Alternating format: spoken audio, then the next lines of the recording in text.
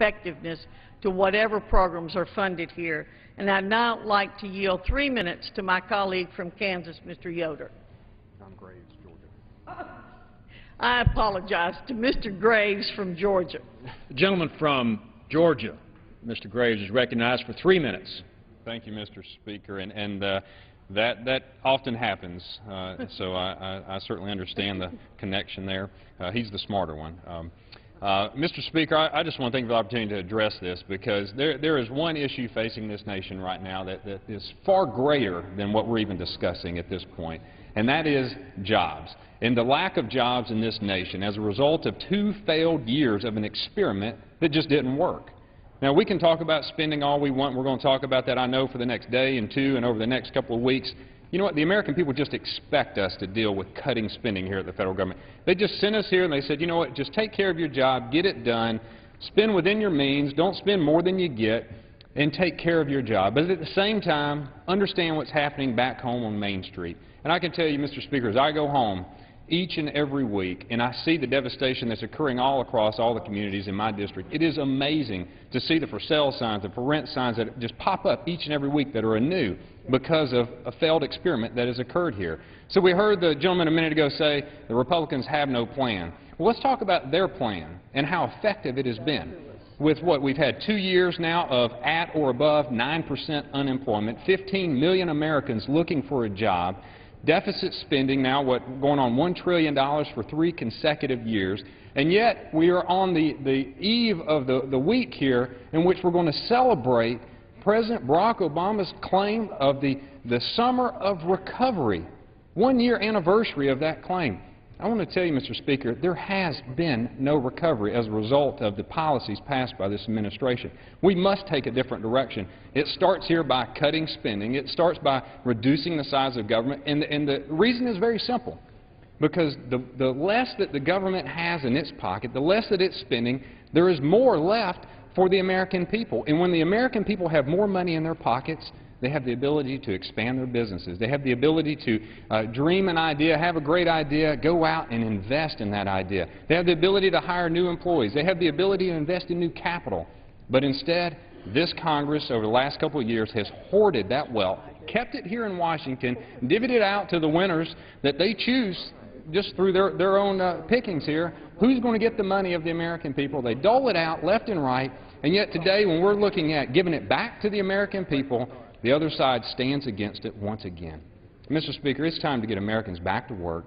We don't do that through the expansion of the public sector. We do it through the expansion of the private sector. Let's empower the American people and take some power away from the federal government. Thank you, Mr. Speaker. I yield back.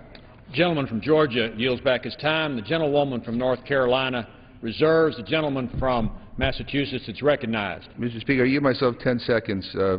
I just want to correct the record.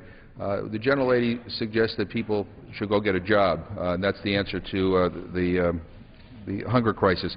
A lot of the people, by the way, who qualify for these programs are working families. They're the working poor. So we all need to get serious about the economy. I would encourage you to work with us on a jobs bill rather than on your right-wing radical social agenda that keeps on coming to the floor. At this point, I'd like to yield 3 minutes to the gentlewoman from Texas, Ms. Jackson Lee. The gentlewoman from Texas, Ms. Jackson Lee, is recognized for 3 minutes. Thank the distinguished speaker. I'd like to revise and extend. Without objection. Thank you very much, Mr. McGovern, for your leadership on this very important issue. And to my colleague, distinguished Congresswoman, who is managing for my friends on the other side of the aisle, there are probably many of us who've lived the American story and began life on the rocky side of the mountain. I rise because I happen to come from a district where my predecessor died on the side of an Ethiopian mountain.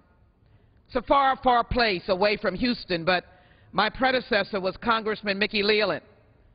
He was so driven by the vastness of hunger, he was so much a soldier of Robert Kennedy's message, that he didn't allow danger to thwart him from trying to help people who were literally dying. And so he was carrying grain, and he obviously had as his colleagues who were not on that flight, Tony Hall and Congressman Emerson. And I would say to you that it really gets me in my heart what we're doing today, because my predecessor, member of Congress, and we're described by many terms, but he felt that hunger was so severe that he helped found the Select Committee on Hunger. We have the Mickey Leland Hunger Center, because hunger was prevailing in America and around the world. So you can understand why I stand here today and tell you that it's not good enough to feed 85% of the hungry children, so that 15% of them don't get breakfasts and don't get lunches. That's not something to give you a halo for or to give you an accolade. Because so many of us understand how stretching that peanut butter or stretching that soup or stretching minimal food, so many of us have either heard those stories or experienced it. And in this bill, $2 billion are cut from food stamps.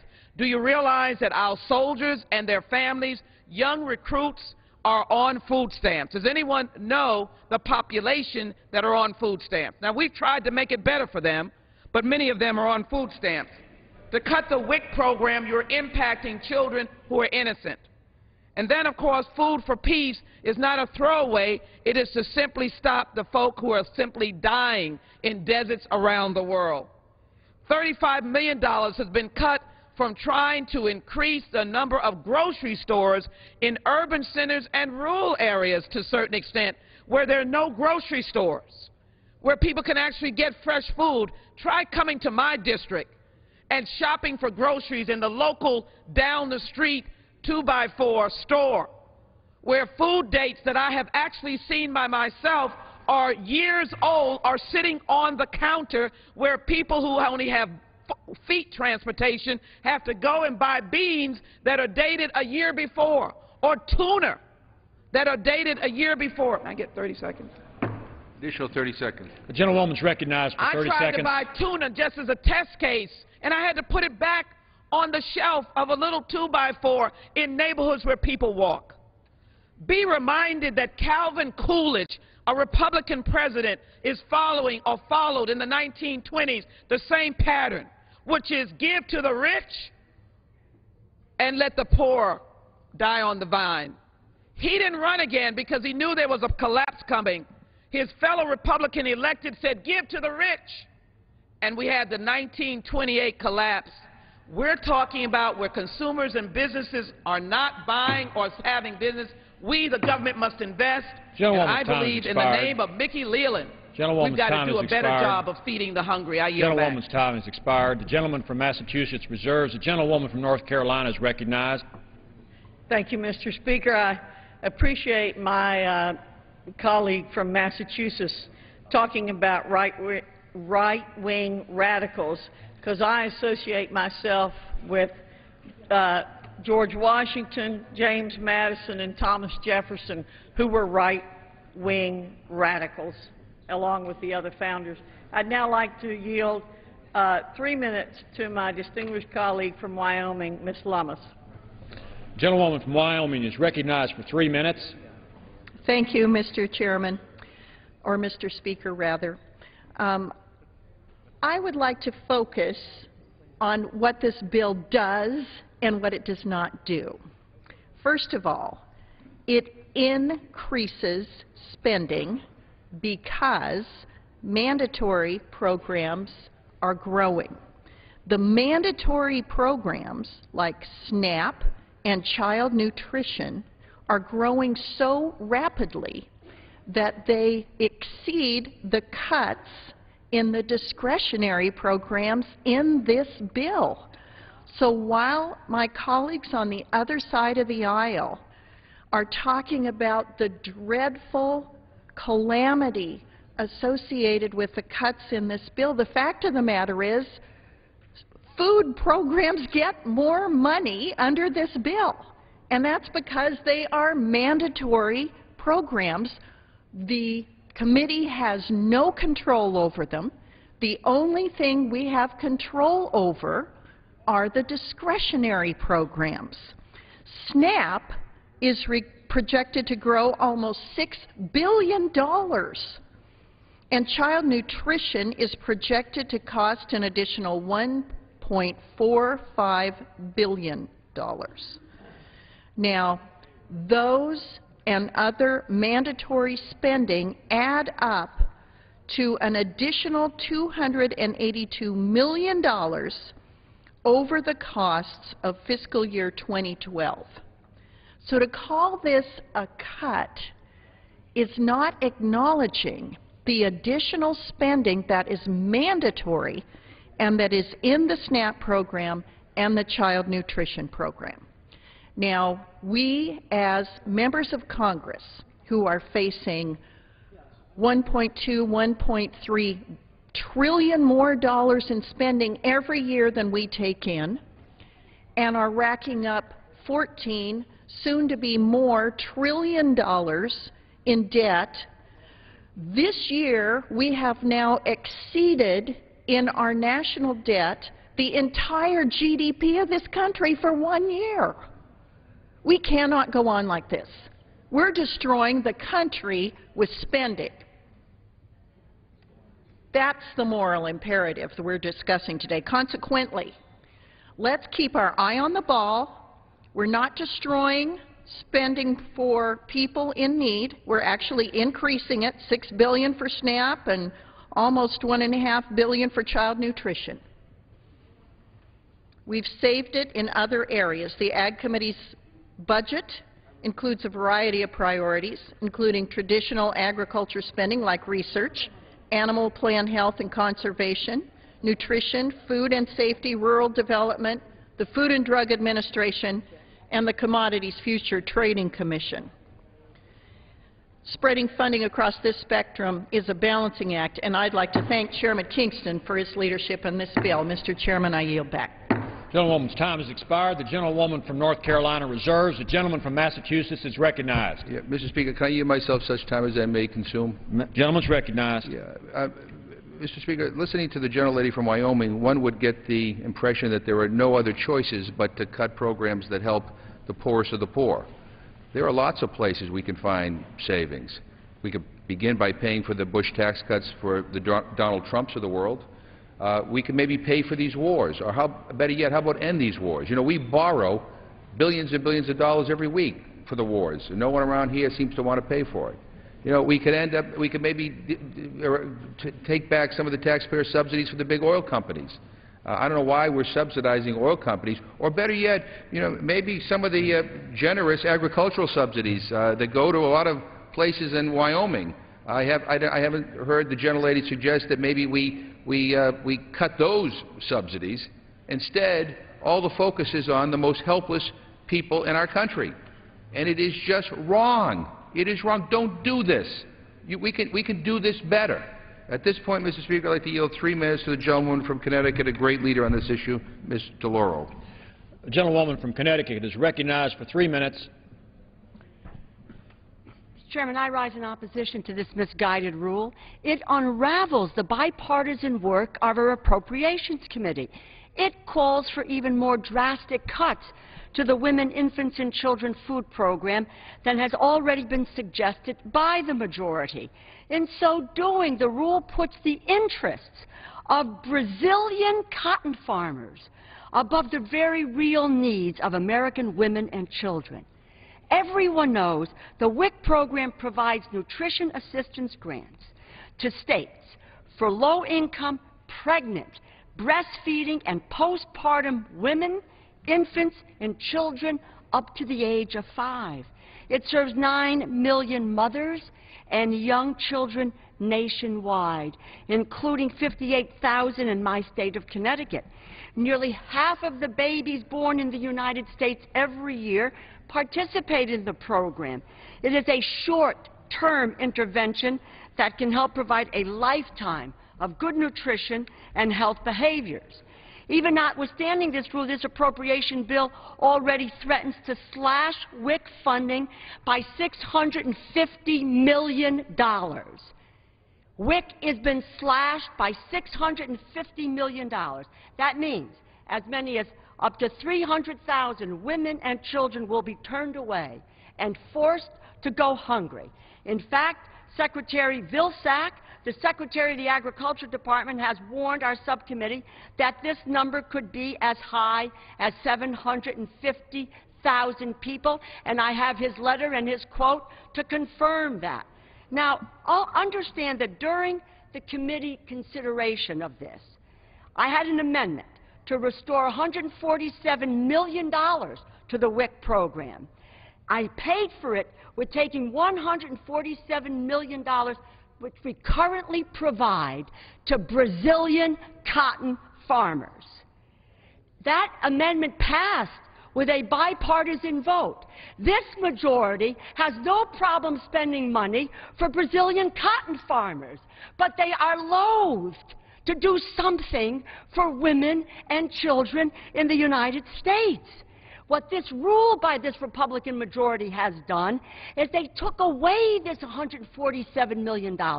They gave it back to the cotton farmers in Brazil, and then they have said, find $147 million, cut it from the WIC program, or cut it from somewhere else in this bill. What are we doing here? Who are they trying to fool? We're going to give the money back to Brazilian cotton farmers. The majority decided that that was more important. That's the fact. There are many egregious cuts in this appropriation bill, not just to WIC, to the Commodity Supplemental Food Program, which goes to low-income seniors. The gentlelady, additional 30 seconds. Thank The you. gentlewoman is recognized for 30 seconds. The Emergency Food Assistance Program, which goes to food banks, food pantries, 1 out of 5 people in the United States today are going hungry. And we can't find it within our purview here to provide the funding to do that. Again, Democrats and Republicans on the committee voted to take $147 million, provide it to the WIC funding, take it away from the Brazilian farmers. This Rules Committee, Republican-directed, took the money and gave it back to the Brazilian cotton farmers. I urge my colleagues, both sides of the aisle, take charge of what we did on our committee. Stand up for American women and children. Reject this rule. This is not what we voted for. This is not what the American people want. Gentlewoman's time has expired. Gentleman from Massachusetts reserves. The gentlewoman from North Carolina is recognized. Thank you, Mr. Speaker. I now would like to yield 3 minutes to the distinguished and eloquent chairman of the Rules Committee, Mr. Dreyer. The gentleman from California, Mr. Dreyer, is recognized for 3 minutes. Speaker, I ask unanimous consent to revise and extend my remarks. Without objection, so ordered. It's a tall order that my friend from grandfather community has just imposed on me, Mr. Speaker, but I will say that it's great to be standing here as we proceed with consideration of the appropriations process. Last year, we, for all intents and purposes, had no appropriations process. When it was done, we all know it was shut down. We are here today considering the third appropriation bill under an open amendment process. Now, my friend from Connecticut has just characterized this as a misguided rule. Since 1837, Mr. Speaker, 1837, it's been a few years, we have had within the rules of the House a structure whereby the authorizers have a responsibility and the appropriators have a responsibility. She said that we somehow are unraveling. We're unraveling this very, very great and delicate compromise that was put together in the Appropriations Committee. Well, Mr. Speaker, there happened to be... Will the gentleman yield? Of course I'm happy to yield to my friend. Well, there was a vote in the Appropriations Committee. It was an amendment, and the fact of the matter is, it was an unprotected. If I could reclaim my time, Mr. Speaker, if I could reclaim my time. There was a vote in the Appropriations Committee. My next line, Mr. Speaker, was going to be to my friend from Connecticut. There happened to be 435 members of the United States House of Representatives. And we have a process known as appropriations. We also have an authorization process as well. Since 1837, the rule that my friends say is misguided, it has been the rules of the House. Mr. Speaker, to call it misguided, to comply with the rules of the House, something that our friends in the last 2 Congress chose to ignore repeatedly, is outrageous. Now, as we listen to these reports of hunger that exists in the United States of America, I was just talking to the distinguished chairman of the subcommittee, Mr. Kingston, who made it very clear that there may be a stupidity factor, but the fact of the matter is there are so many programs that exist today as Mr. Kingston reported up in the Rules Committee, that people do have an opportunity to benefit from those programs. We also are dealing with tremendous constraints that have been imposed on us because of the fact that we saw an 82% increase in non-defense discretionary spending over the past 4 years. And what it means is, with a $14 trillion national debt, we have to make some tough choices. We want to make sure, and Mr. Kingston is working on this, as are the authorizers, we want to make sure that those programs that exist actually do provide an opportunity for 3, not 4 or 5, but 3 meals a day for people who are truly in need. And my friend from Grandfather Community, Mr. Speaker, pointed to the fact that we need to put into place a program that will encourage job creation and economic growth. For literally years, we've had languishing agreements that would open up new markets around the world in Colombia, Panama, and South Korea. We have not taken action on that. I hope very much that before August we do. That will help create jobs and get people who may have to look to government programs today in a position where they can, in fact, feed themselves. That's our goal. We want to make sure that everyone has an opportunity, and we want to continue this process, allowing for Democrats and Republicans alike to be heard. The gentleman's time has expired. The gentlewoman from North Carolina reserves. The gentleman from Massachusetts is recognized. Mr. Speaker, a vote for this rule is a vote to cut WIC even further and give it to Brazilian cotton farmers. At this point, I'd like to yield 1.5 minutes to the gentleman from Texas, Mr. Doggett. The gentleman from Texas, Mr. Doggett, is recognized for 1.5 minutes. Our Republican colleagues have chattered endlessly about making hard choices. But most of the hard choices they make today are hard only on the hungry, hard on hungry children, hard on hungry seniors. They've got tremendous cuts to the women, infant, and children nutritional assistance. It means as many as 350,000 women and infants will be denied assistance, including tens of thousands in my home state of Texas. They made a hard choice. Instead of putting food on the table for those women and infants, they chose to send $147 million to Brazilian cotton farmers. I think that's not just a hard choice, it's a very bad choice. Those young children will never achieve their full God-given potential if they arrive at kindergarten malnourished. And these hard-hearted cuts to our emergency food assistance programs, our food banks are doing a tremendous job. In Texas, they get support of grocers, of retailers, of private contributors, but they need this emergency food assistance. I've been to those food banks. I've seen some of those rural food banks in times of economic distress that are bare. The cupboard is bare and the lines are long to get that assistance, but they made a hard choice, hard on the hungry. Well, I tell you, I think the only bank these Republicans have found that they don't want to bail out is the food bank, and the food bank needs that assistance. I say that we should reject this bill that takes the most from those who have the least. The gentleman's time has expired. The gentleman from Massachusetts reserves. The gentleman from Massachusetts has 8 3/4 minutes. The gentlewoman from North Carolina has 3 minutes, and the gentlewoman is recognized. Thank you, Mr. Speaker. You read my mind.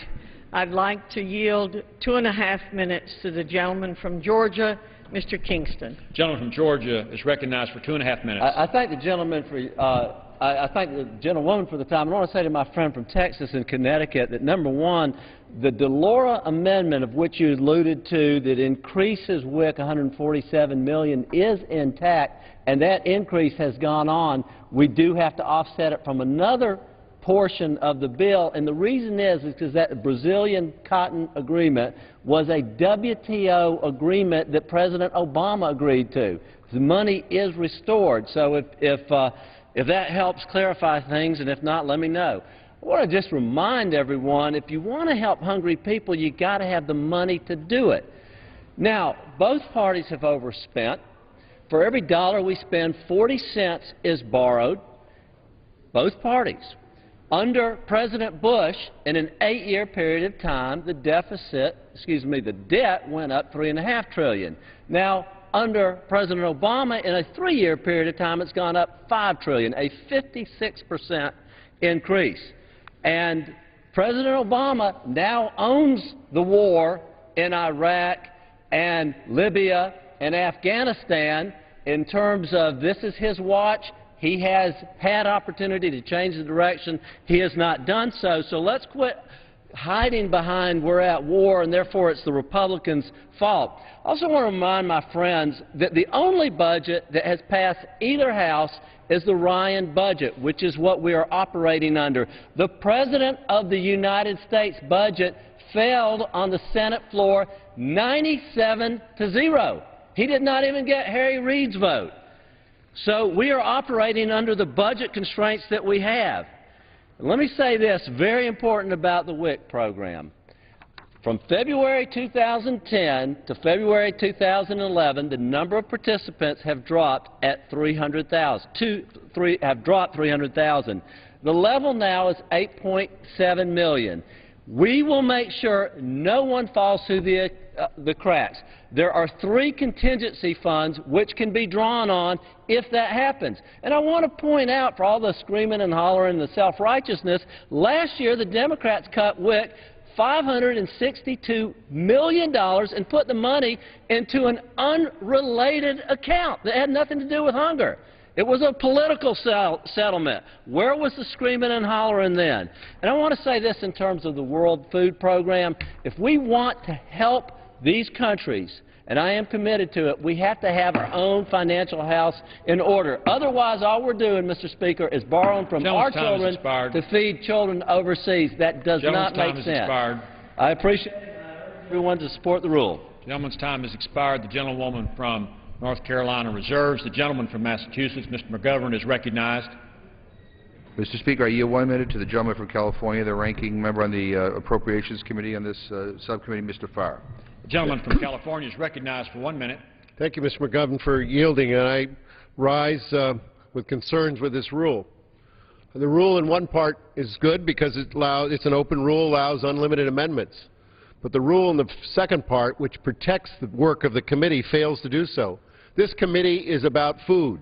It's about food production, about food packaging, about food delivery, and about feeding people. It is the largest poverty program in the United States. We have a lot of poor people in this country, at all ages. And instead of taking care of those people, this rule eliminates that protection. It protects those that have, but not those that have not. I stand in opposition to the rule. The gentleman from California yields back his time. The gentleman from Massachusetts reserves. The gentlewoman from North Carolina, Ms. Fox, is recognized. Mr. Speaker, I'll reserve. The gentlewoman reserves. The gentleman from Massachusetts is recognized. Mr. Speaker, at this point I'd like to yield 2 minutes to the gentlewoman from California, our leader on these issues, Ms. Capps. The gentlewoman from California is recognized for 2 minutes. Thank my colleague for yielding, Mr. Chairman. I rise in strong opposition to the rule and the Agriculture Appropriations Bill. Instead of helping Americans hit hardest by the recent recession today, we are debating a Republican spending bill that guts critical nutrition programs which literally put food on the table so that millions of low-income women, children, and seniors don't go hungry. This bill hurts low-income seniors through cuts to the Commodity Supplemental Food Program. It cuts the Emergency Food Assistance Program, which could cause our local food banks to close their doors. And it slashes the budget of the Women, Infant, Children WIC program, the effects of which will leave hundreds of thousands of women and children without adequate nutrition. WIC not only keeps our low-income families from hunger, but by emphasizing adequate nutrition, the program reduces the incidence of low birth weight babies, combats childhood obesity epidemics, and promotes school readiness by giving children the nutritional building blocks their brain needs to develop at a critical stage. Moreover, as it links these families to the local health infrastructure, it also increases child immunization rates. These benefits are not just to the child and the family. In fact, the program reduces overall health care costs. For every $1 invested in WIC, we save about $2 to $3 in health care costs just in the first 2 months of life. This is an incredible feat. It's one that should be expanded. Instead, the bill before us slashes these programs, plain and simple, with only one result: more Americans going hungry. When I asked my local food safety net providers what the Republican cuts would do to our community, the answer was clear. Without this assistance, which choice will it be, rent or food? My constituents have been loud and clear on these issues. Stop trying to cut the budget on the backs of the poor, the elderly, and our children. I urge my colleagues to start listening to their communities. Vote no on the rule, and vote no on this devastating bill. I yield back the balance of my time. Gentlewoman from California yields back her time. The gentleman from Massachusetts is recognized. Mr. Speaker, at this time I'd like to yield 2 minutes to the gentleman from Oregon, Mr. Blumenauer. The gentleman from Oregon is recognized for 2 minutes. Thank you, Mr. Speaker. Thank you, Mr. McGovern. I have some sympathy for my good friend from Georgia, Congressman Kingston. I mean, he got dealt a tough hand by a really unpleasant, mean-spirited, unnecessary Republican bill. There are real consequences for moving forward with the Ryan budget. But in a sense, this is the first debate of the 2012 Farm Bill. We have a farm policy that spends too much on the wrong people to do the wrong things. There are opportunities for us to rebalance the equities. Now, you're hearing some debate about whether or not we should honor a WTO commitment to Brazilian farmers for $147 million a year. The only reason we're doing this is because Congress, in its wisdom, would not cut back on the cotton subsidies that go to American farmers that are inappropriate and unnecessary. But instead of changing the system, we're paying Brazilian farmers. That's goofy. And I think at a minimum, we ought to reshift that. Put it into nutrition for poor women and children. Now, I will tell you that all you have to do is ask the hunger advocates in your community. Every member of Congress has people who are dealing with the problem of hunger and food insecurity in their districts. I commend my friend Mr. McGovern for his leadership in dealing with the issue of hunger at home and abroad. We ought to be dealing with it here and now. This bill that's coming forward ought to rebalance the equities with the cotton subsidies for Brazilian farmers. There are other remedies, but we ought to look at every single amendment that comes to the floor to change the Farm Bill allocation under appropriations as a first important step towards rebalancing and having a healthy...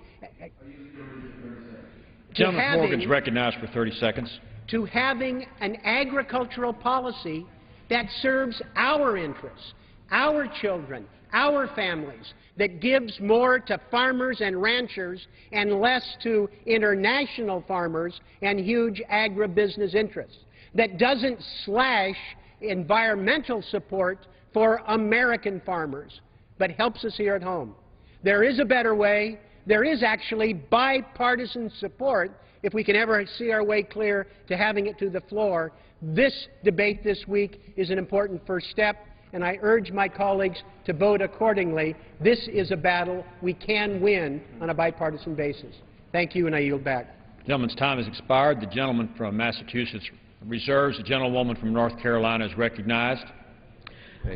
Mr. Speaker, could I inquire of the gentleman from Massachusetts if he's ready to close? We're ready to close. Okay, then I'll reserve. Thank you. Gentlewoman reserves. The gentleman from Massachusetts, Mr. McGovern, is recognized. Thank you, Mr. Speaker. Mr. Speaker, I urge my colleagues on both sides of the aisle to vote no on this rule, first and foremost. And there are two reasons to vote no on this rule. One is the allocation that has been given to the Agriculture Appropriations Bill is so low that it's not fixable. I mean, the concerns that you have heard raised on the floor today about underfunding WIC and underfunding these other programs that feed the hungry and provide good nutrition to our people, the only way to kind of restore those cuts is by cutting another program that does good things. So this is not even fixable. The second reason to vote against this rule, and I say this to my Republican colleagues in particular, is because if you vote for this rule, you will allow the Republicans to eliminate an additional $147 million from the WIC program, because they have not protected the provision that was passed in the Appropriations Committee that took the money from the Brazilian cotton farmers and gave it to WIC.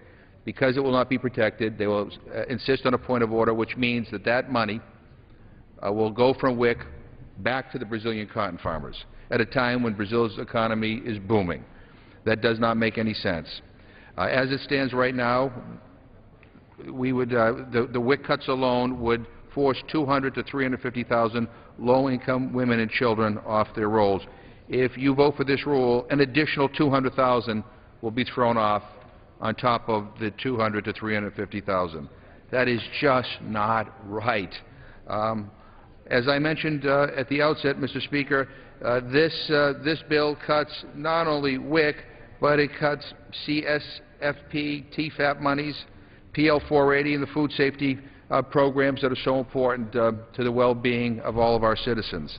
You know, food safety is not just an issue with regard to low-income people. Those people who are earning lots of money are concerned about the safety of their food, and this bill cuts that program quite substantially. Mr. Speaker, this bill, you know, is about helping the most vulnerable in our country and around the world. It doesn't usually receive a lot of attention.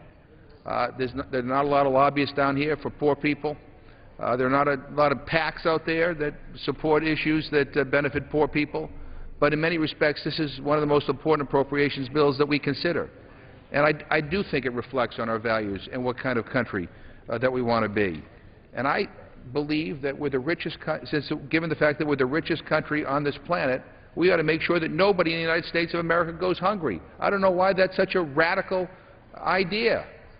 You know, and yes, we need to rely in large part on the faith-based communities out there that are doing incredible work. They're working overtime trying to deal with the people who have fallen into poverty as a result of this economic crisis that we're in. They're doing all that they can, so to brush it off onto their backs more is just wrong, and it doesn't represent the reality out there.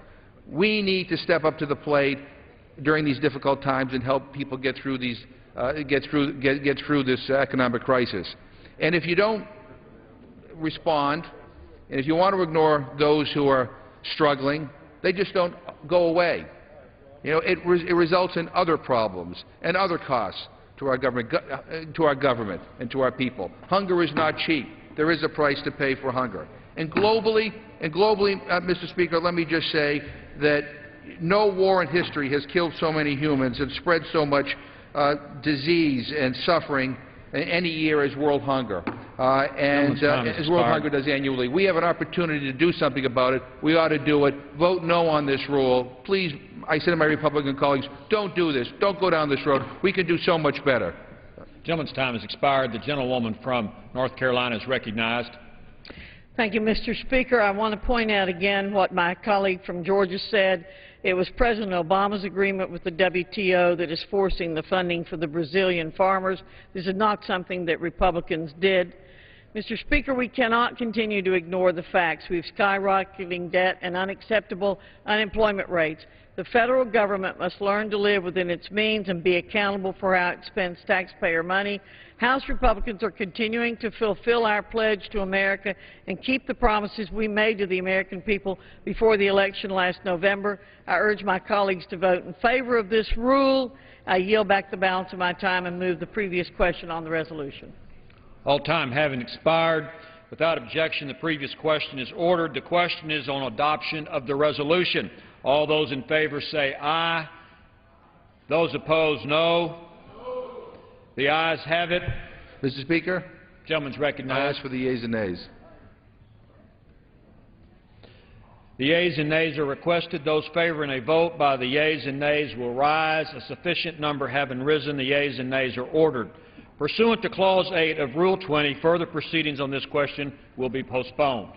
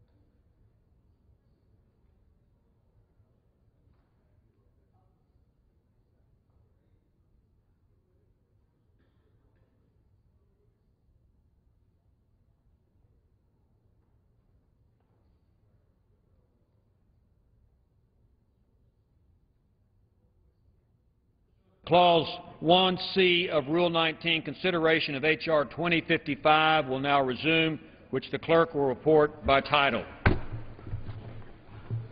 A bill making appropriations for military construction, the Department of Veterans Affairs and related agencies for the fiscal year ending September 30th, 2012, and for other purposes. The question is on engrossment of the third reading of the bill. Those in favor say aye. Those opposed, no. The ayes have it. Third reading. A bill making appropriations for military construction, the Department of Veterans Affairs and related agencies for the fiscal year ending September 30th, 2012, and for other purposes. For what purpose does the gentleman from New York rise? Mr. Speaker, I have a motion to recommit at the desk. Is the gentleman opposed to the bill? I am opposed. The gentleman qualifies. The clerk will report the motion. Mr. Owens of New York moves to recommit the bill, H.R. 2055, to the Committee on Appropriations with instructions to report the same back to the House forthwith with the following amendment. Page 30, line 17, insert before the period at the end of the following, provided further that in addition to the funds made available by Public Law 112-10 for Department of Veterans Affairs medical services for fiscal year 2012, an additional $20 million is appropriated for such account for advertising of assistance in services for the prevention of suicide among veterans, as authorized by Section 532 of Title 38 United States Code for such fiscal year. Page 35, line 4, after the dollar amount, insert reduced by $25 million. Gentleman from New York is recognized for 5 minutes. Mr. Chairman. What purpose does the gentleman from Texas rise? I reserve a point of order against the gentleman's motion. Point of order is reserved. Thank you, Mr. Speaker. Gentleman from New York is recognized for 5 minutes. Mr. Speaker, I rise to offer this final amendment for the benefit of those men and women returning from Iraq and Afghanistan, as well as for veterans of all wars in need of care. There's been much debate in the House today about hard choices. Our veterans made hard choices, made difficult decisions, and many of them suffer because of that. This amendment is fiscally responsible, as it is fully paid for, and most importantly, it takes care of veterans. We are asking that approximately $20 million be appropriated for such account to assist in the prevention of suicide among veterans. I know as a young man, actually as a young boy, I had uncles from World War I, friends of my father's from World War II, who suffered from PTSD. It wasn't known by that term then, but clearly they did. When you go to Walter Reed, when you go to Fort Drum, and you look into the eyes of the young men and women returning from Afghanistan and Iraq, you can see the pain. This is what we are called to deal with today. America's troops have served with honor and distinction, accomplishing tremendous progress in Iraq and Afghanistan. While we have gone to great lengths ensuring that they have what they need to accomplish the mission, it is the will and determination of the average service member that is winning the fight for our country. The current wars have demanded much of the soldiers, sailors, airmen, and Marines overseas who carry out their mission under constant threat from enemy fire, IEDs, and other dangers, all the while away from their family and friends back home. In short, the men and women of the armed forces are winning this fight through their incredible personal sacrifice. As we all know, this sacrifice often includes great cost to the physical well-being of returning veterans, as well as mental health concerns from PTSD and traumatic brain injury. It is our duty, out of respect for their sacrifice, to ensure that every benefit they have earned is available to all returning service members. We can and must do more to care for them. This includes increased services to address PTSD and TBI, as well as adequate mental health services to prevent the tragedy of suicide among returning combat veterans. As the representative for Fort Drum, the most deployed unit in the United States Army, I am especially committed to seeing that members of the armed forces are afforded everything they need when they return home to their families and our communities. This amendment provides an additional $20 million for veteran medical services to give the Veterans Administration the resources it needs to provide these essential services. My amendment is fully offset and fulfills America's commitment to the heroes that have sacrificed so much to defend America. I urge a yes vote on this final amendment. I yield back, Mr. Speaker. The gentleman from New York yields back his time. What purpose does the gentleman from Texas rise? Mr. Chairman, rise in opposition to the motion and to...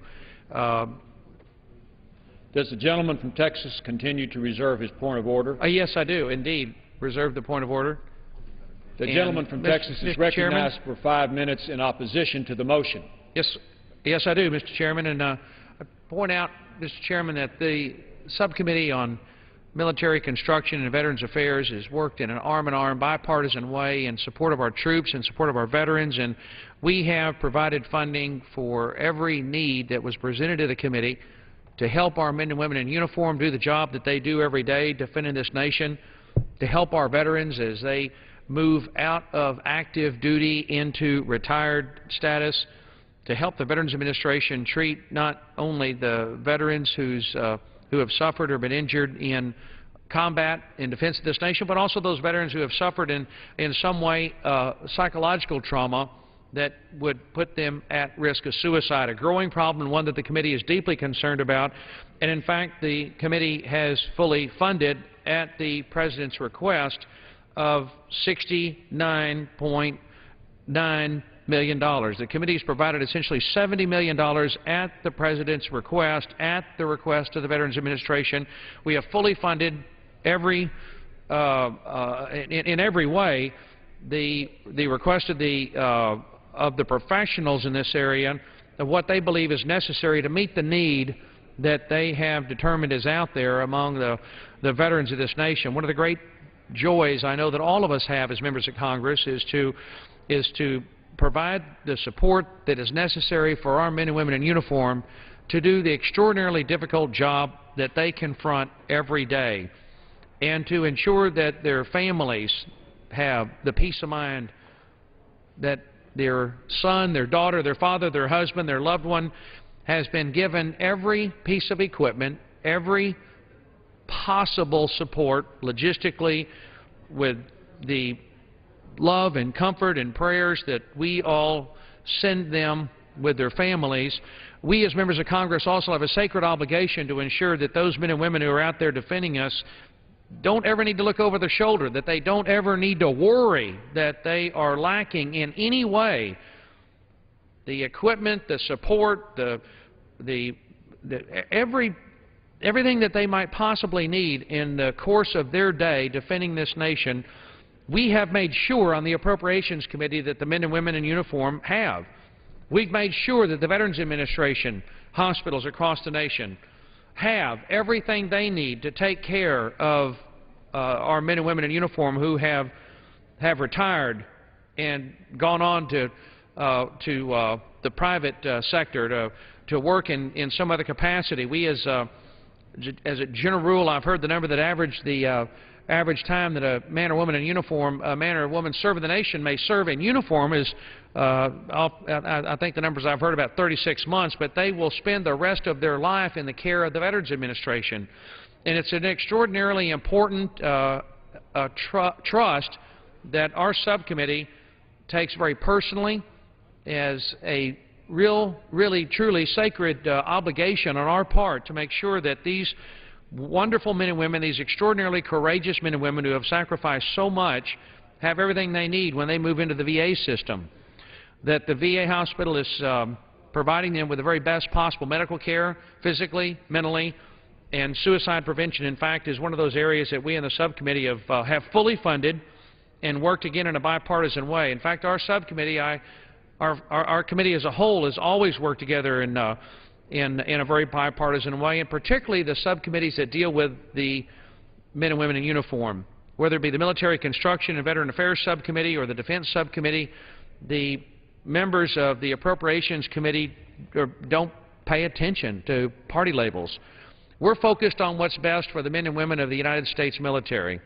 We're focused on what's best for their families and for the Veterans Administration, the health care that our men and women in uniform are given, physically, again, mentally, and without regard to party, without regard to any other distinction other than what's good for these men and women who serve our nation. We've worked together without truly, really, any real serious disagreements. We, of course, have a problem today in the nation of unprecedented debt, unprecedented deficits, record unfunded liabilities, and the new conservative majority that controls the House today is determined to do everything we can to reduce the unconscionable burden that's being passed on to our children and grandchildren. So we have found savings in this bill in money that was unspent, in accounts where money has been set aside for years and unspent, where savings have been produced from reduced cost of concrete and steel,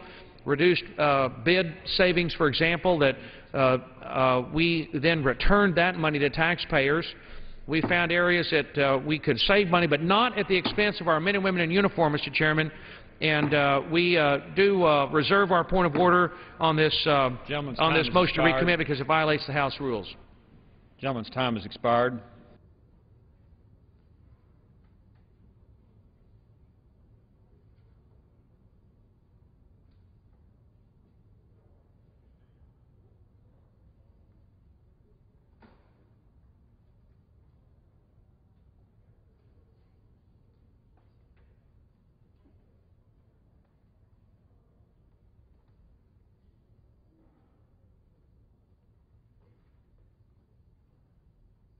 What purpose does the gentleman from Texas rise? I wish to withdraw my reservation. The reservation on the point of order is withdrawn. Without objection, the previous question is ordered on the motion to recommit. The question is on the motion to recommit. Those in favor say aye. Aye. Those opposed say no. No. The ayes have it. Mr. Speaker, I want to ask for a roll call. The yeas and nays? Does the gentleman ask for the yeas and nays? I do indeed, sir. Thank you. The yeas and nays are requested. Those favoring a vote by the yeas and nays will rise. A sufficient number having risen, the yeas and nays are ordered. Members will record their votes by electronic device. Pursuant to Clause 8 and Clause 9 of Rule 20, this 15-minute vote on the motion to recommit will be followed by 5-minute votes on passage of H.R. 2055 and adoption of House Resolution 300. This is a 15-minute vote.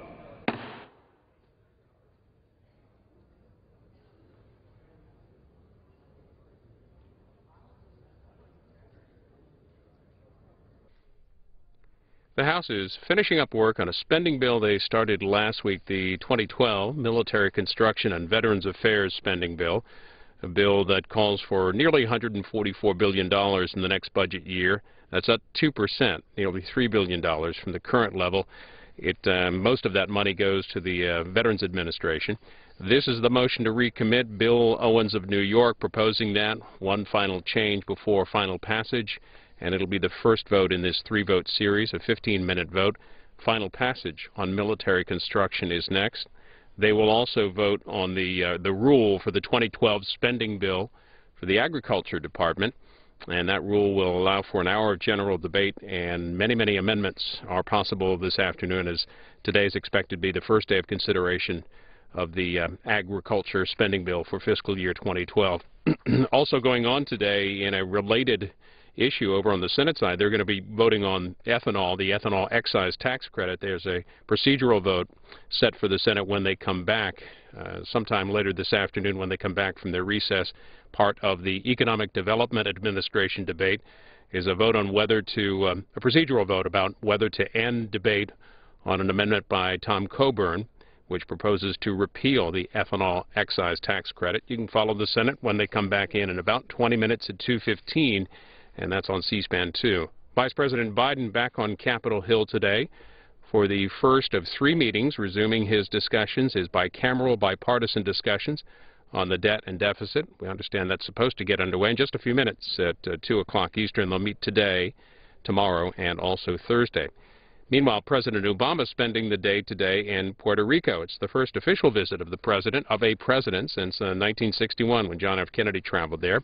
President Obama spoke today in Old San Juan to folks there for about 10 minutes. I'm going to bring you the president's comments as this vote continues. Buenas tardes.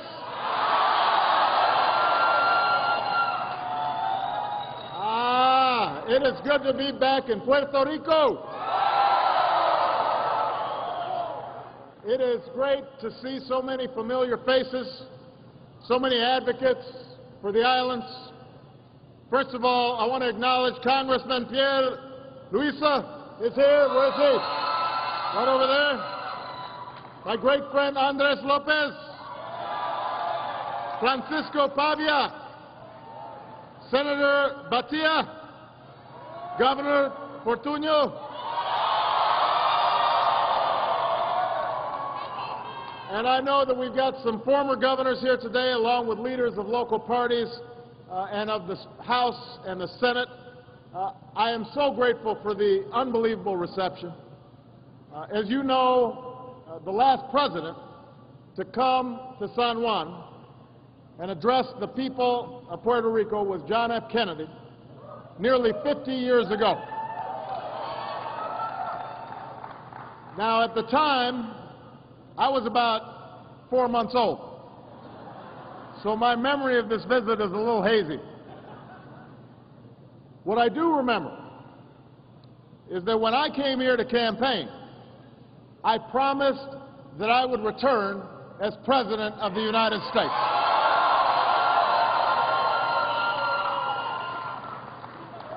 And although my hair is a little grayer than during my first visit, I am glad to be able to keep that promise to the people of Puerto Rico.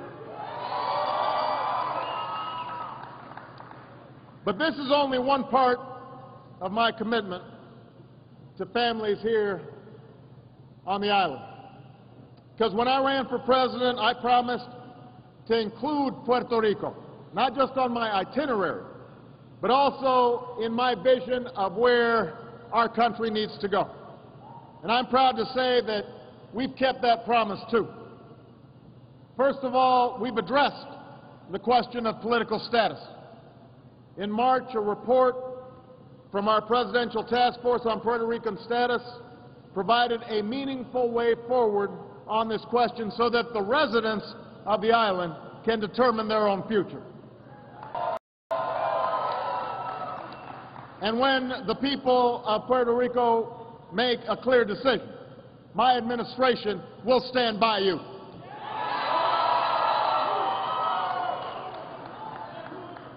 I also know that there are plenty of other issues that the island is facing. When President Kennedy was here, he addressed the relationship between Washington and San Juan. And he also spoke about tackling what he called the difficult problems of education and housing and employment. In that same spirit, we've been trying to make sure that every family on the island can find work and make a living and provide for their children. That's why our economic plan and our health care reform included help for Puerto Rico. That's why we're increasing access to broadband and investing in education. That's why we're helping to grow local tourism and health care and clean energy industries. We're giving Puerto Ricans the tools they need to build their own economic futures. And this is how it should be, because every day, Boricuas help write the American story. Puerto Rican artists contribute to our culture, and by the way, I don't know if you noticed, but Mark Anthony decided to show up here today. Puerto Rican entrepreneurs create American jobs. Even in the NBA Finals, J.J. Barea inspired all of us with those drives to the hoop.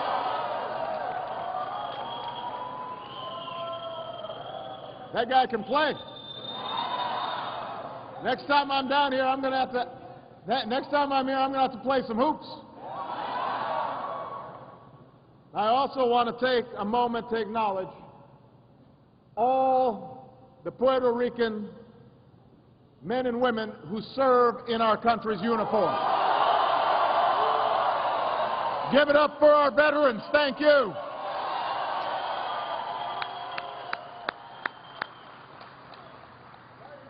You know, one of those veterans is